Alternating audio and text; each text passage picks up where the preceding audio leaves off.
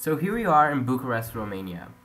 And during this Southeastern member states trip, one of the things that we learned about in every single country we visited, Athens, Greece, and also Budapest, Hungary, was that what tied these countries together was the common theme of corruption.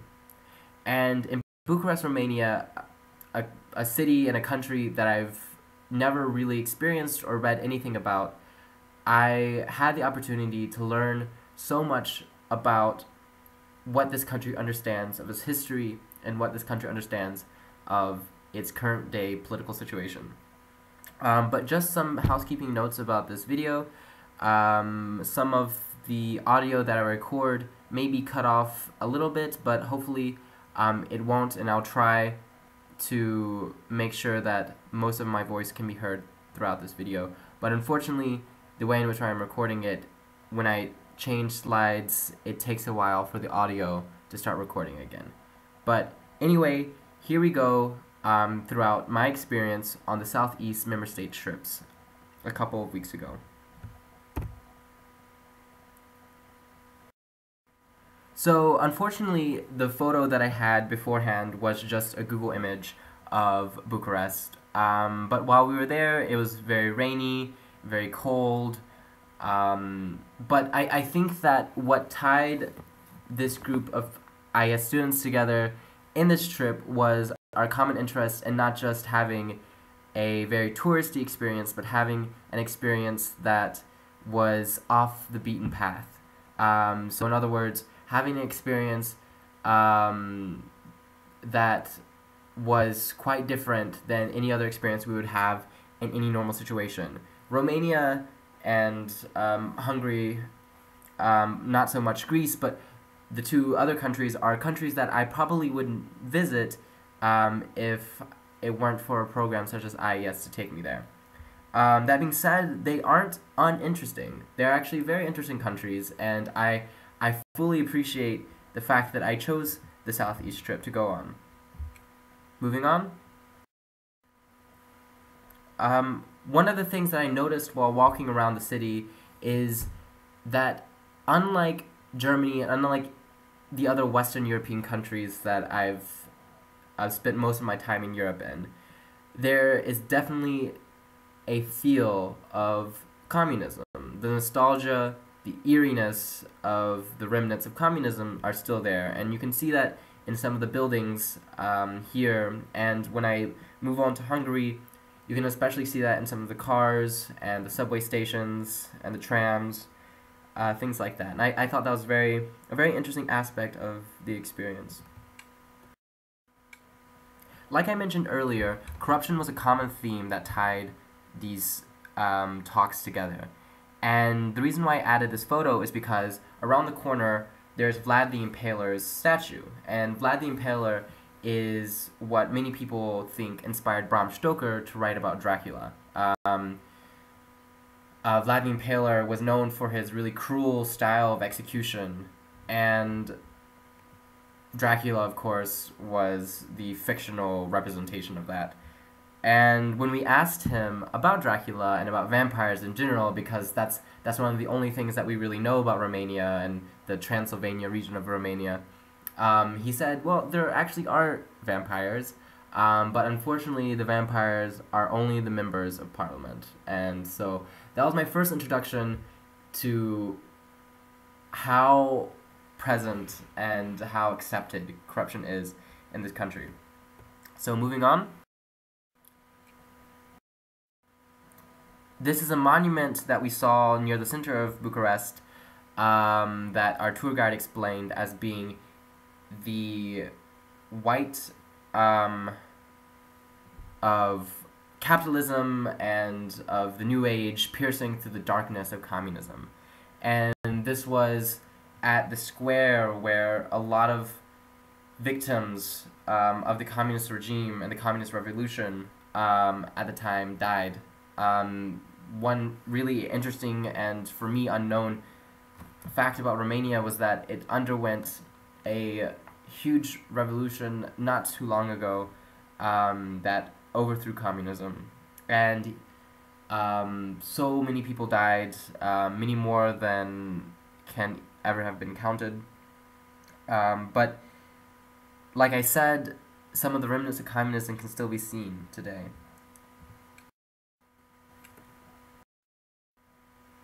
And so when we first got there, the one thing that I knew about Bucharest was that, and Romania, was that the new president was elected, and his name is Klaus Iohannis, and he comes from German descent, which is the first time this has ever happened in Romanian history.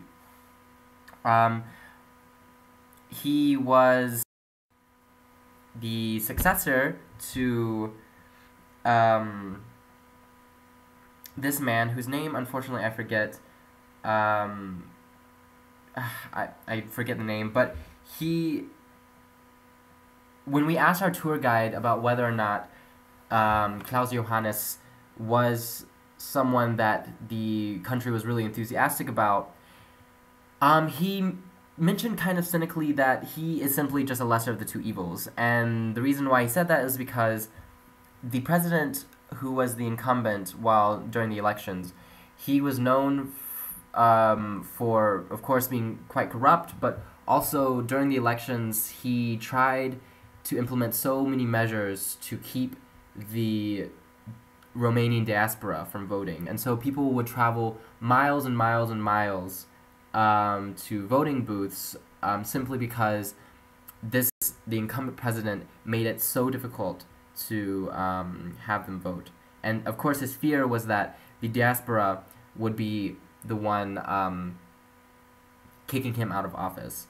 And eventually, in the end, because of his foolish actions, the diaspora eventually, arguably, is the reason why he was kicked out of office. And so, on to the first talk. Laura Stefan is one of the women who we spoke to, who is the anti-corruption coordinator for the Romanian Academic Society. And this was an absolutely eye-opening talk. This woman, Laura, is a very strong, very brave woman who drafted and advocated for anti-corruption legislation and has been known for coordinating with international EU bodies as the anti-corruption expert. And so what she told us is that corruption is a way of life in Romania. It exists at both the high levels and at the low levels. And because the low levels, where corruption does exist, are so prevalent, people are very accepting, or rather nonchalant about the type of corruption that happens at the higher levels. And so it's very hard to get any change to happen. Some of the low-level corruption that she spoke about was, for example, when you are in a doctor's office and you need to get in line, some faster in line, or to actually even get seen at all, even though healthcare is something that is universally provided for in Romania, you need to pay the doctor. And so things like that will happen. Like, you will have to pay someone to get something to get done. Of course, there are examples of very high levels of corruption. Like during the past election campaign, she was monitoring it, and one of the things that happened was the police didn't believe her when she called out a mayor for stealing some of the ballot boxes from voting polls. And the reason why they didn't believe her is because, it was absolutely absurd to think that someone would be going that far and being that obvious and being corrupt. And so after some hard fighting on her end, they finally busted the mayor. And so that's just one of the examples of things that she has to deal with. I just found it so interesting that she is literally fighting against some of the most important people in this country, and exposing what they do. And something that Professor Karen Hun talked about was that on previous trips, Laura seemed quite pessimistic about the way things were in Romania as far as corruption goes. But in this particular trip, she seemed to have gotten a little bit more optimism. And even though civic engagement isn't as high as it should be, people are starting to care. Not enough, but people are starting. And it was really nice to have that. that talk, from a woman who, as Karen Hun mentioned, was someone who had so many opportunities to go abroad and to pursue other careers. She has decided to stay in Romania and fight for her country to make it a better place.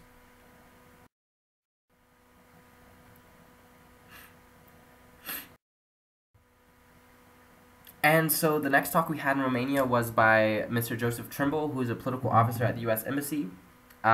He has been in the Foreign Service for 14 years now, and something that he talked about with us was what the U.S. focuses on with Romania, and what they mainly focus on is rule of law. They don't want Romania to be like Ukraine, because firstly they have strong ties with Romania. Its geographical location makes it a significant supporter, and as a member of NATO, they're able to use some of their bases and things like that for transitioning troops out of Afghanistan. So, all in all, the U.S. really cares about Romania, and from what he said, Romanians really love the U.S. And when I asked him about corruption, he mentioned not only his personal experience with corruption, but how when he's speaking with politicians in Romania, and according to the U.S. policy, they don't work with any politicians that are known to be unclean. But as Laura Stefan mentioned,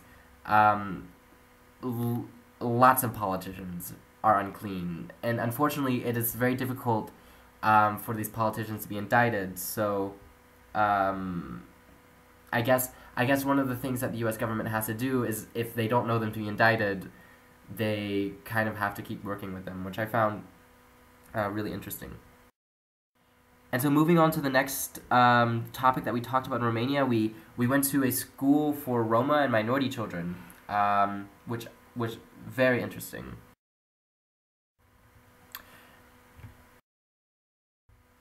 The Roma issue was something that I knew little about, but from what I did learn at this talk at the School for Roma and Minority Children was that it seems very similar to some of the issues that we have in the United States, of cyclical natures of poverty and social exclusion. Kids who are being grown up in environments where they're told that they're second-class citizens, if citizens at all, are having to overcome that mentality. And so what the school does is they focus on social empowerment, and they try and get them to hone in on the skills that that these children already have. Another really interesting topic was a question that we had about whether or not this was considered racism in Romanian society. And what the woman who led the talk said was, if you did call this racism to any Romanian, they probably would be offended because they don't think this is racism. They think this is simply discrimination. Even though some of the things that she mentioned in her talk, such as Roma peoples being discriminated against on the basis of skin color, in job interviews, on the basis of their names, on the basis of their accents, it seemed like textbook racism. But interestingly enough, in Romania, it doesn't seem to really be considered racism. And so here we are moving on to Athens, Greece. This is us in front of the Parthenon, of course. And here is one of the very well-known exports of Greece, the olive.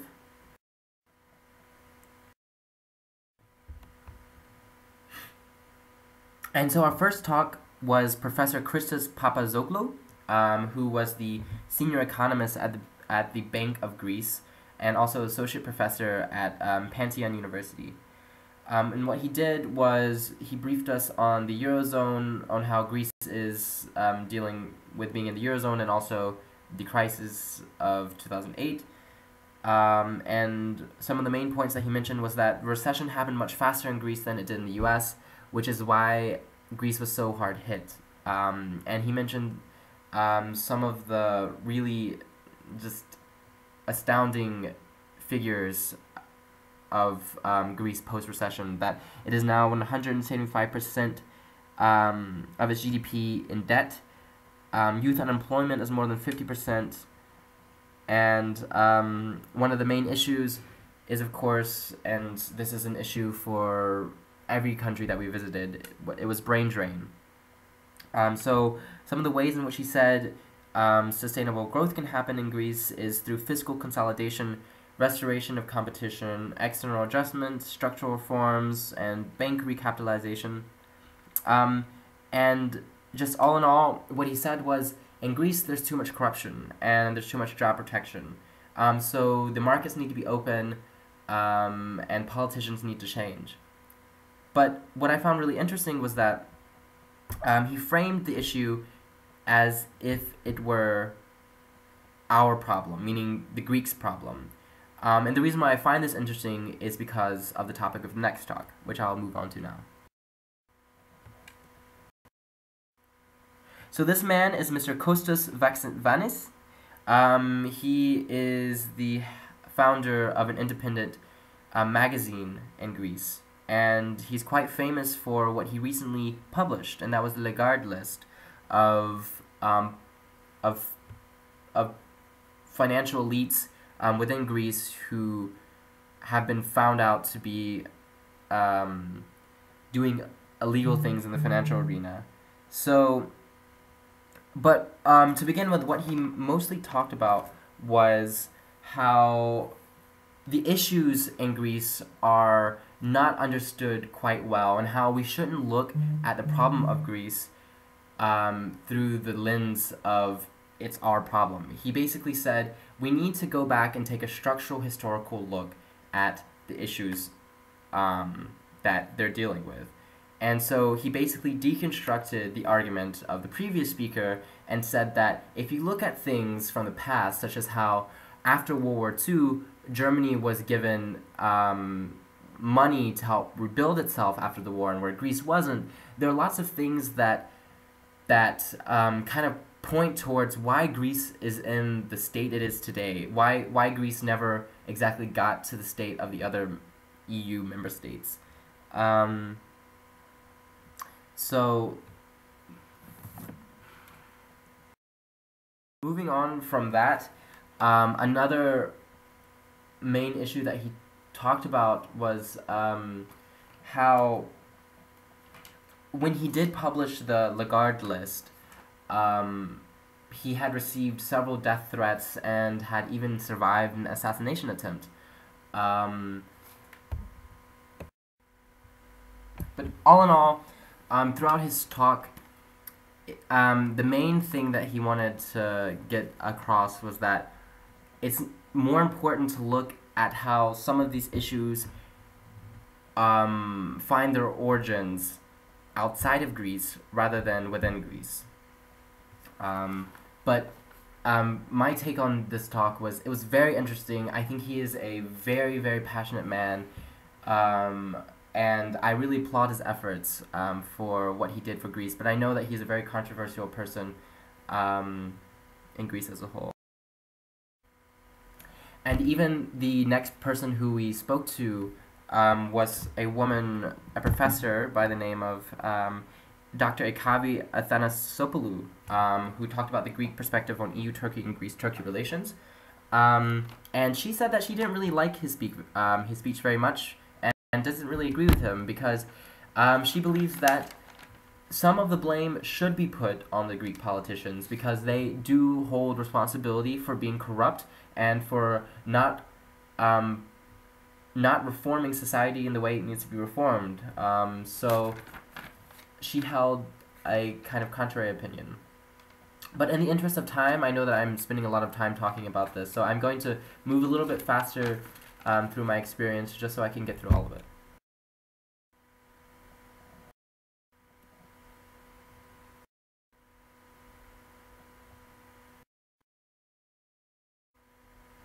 And so here we are, making our detour to Istanbul for the layover that we had to take from Athens, Greece to Budapest, Hungary. So here I am in Budapest.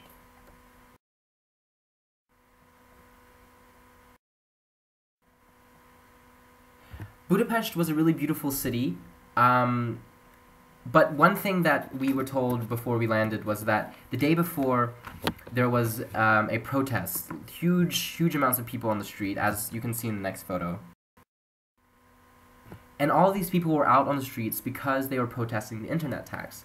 Currently in Hungary, there is a very conservative party leading the government. And so one of the things that they did is impose internet tax of 50 cents per gigabyte of data streamed. So of course, naturally, everyone was angry, and especially young people. So they went to the streets and protested. And we found this really interesting because one of the issues in Budapest, Hungary, is that there is a lack of civic engagement, like I mentioned earlier in the other countries. So what this did was kind of galvanize young people and people in general to come out to the streets and care about what this conservative party is doing. And the reason why I posted this was because just in general, in Budapest, you can see history all throughout the streets. History of the old Turkish remnants. And for example, this is one of the baths that remained after the Ottoman Empire came through Hungary. And one of the things that they did is use the geysers, natural geysers in the area, to heat some of these baths.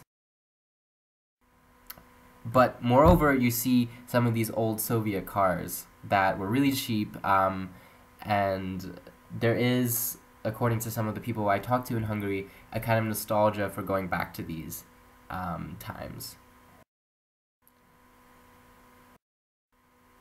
So what was really interesting was, before I talk about this photo, was how during one of our talks, one of our speakers mentioned that democracy in Hungary was better in the 1990s than it is today. So times in Budapest are not the best at the moment. But speaking about this photo, this is, of course, Germany, represented through the Adler, and the angel, of course, is Hungary. And so this is in reference to the war, and I mean, this was only constructed last summer, so of course it's still a really hot topic right now. I find it absolutely insane to think that the government would have supported a construction like this, even though history has moved on, and Germany is no longer the country that it was in the past, but it's still very controversial, and also shows that Hungary itself doesn't know how exactly to deal with its past.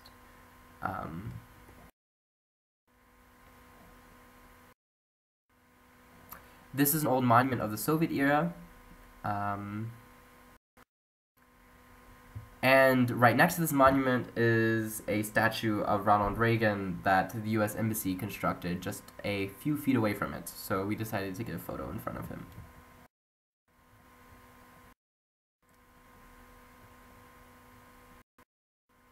These are some of the old Soviet board games that were around during the time of the Soviet occupation.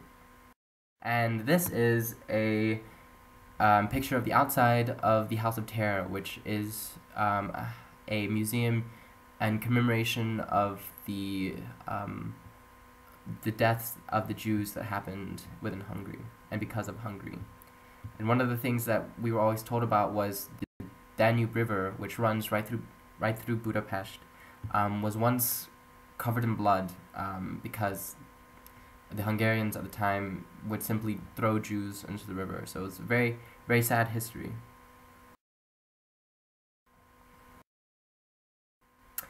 And here is the parliament where we had a really interesting talk by civil servants who worked in the parliament.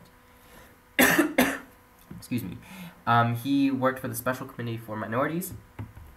He worked for this. He himself. Let's see. He worked for the European Affairs Committee of the Hungarian National Parliament. And what he mostly talked about was the daily runnings of parliaments in Hungary, but some of the more interesting questions that I remember I myself asked was what exactly the atmosphere in Hungary is towards the EU. And the reason why I mentioned this is because I noticed that there are a lot of EU flags hanging around buildings in Hungary. And I also had heard from another person in Hungary that there was some Euroscepticism, but because of some of the qualms against the conservative government,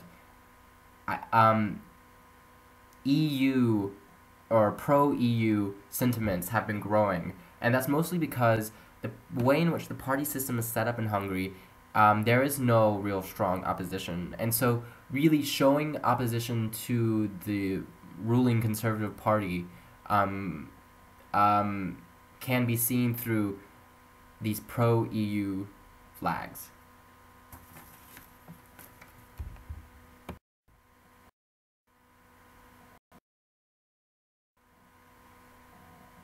And so I think we're at the end of this video, but all in all, to wrap it up, I really enjoyed this trip entirely. I really liked the group of people that I was with because this trip wasn't, like I said earlier, something that you went on just because you wanted to go to the touristy parts of Europe, but it was off the beaten path.